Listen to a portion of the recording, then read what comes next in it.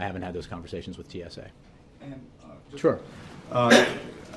Is the White House prepared for what may become sort of a public relations nightmare in the coming days, with so many school kids going on spring break and so many field trips coming to Washington?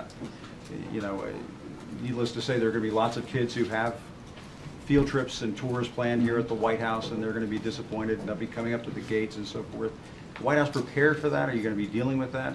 Well, we've been dealing with questions about this every day, quite a few of them. And, you know, as the President has said, and I and others have said, this is a very unfortunate circumstance that is a result of the sequester.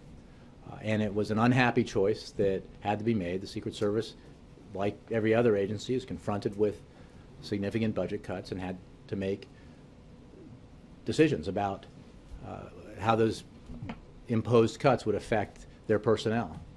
And rather than asking for more furloughs, asking agents who are sworn to defend the lives of their protectees and in service of their country, and you know, and asking for more pay cuts, they made the decision that they could not staff these tours, which are very labor intensive for obvious reasons. So, but it's very unfortunate. And I think it's always important to remember, of course, that when we talk about that unfortunate outcome or result of the sequester, that we recognize that the impacts of the sequester go beyond whether or not people are going to be able to have tours of the White House. And in some ways, you might say some of the impacts are even more unfortunate.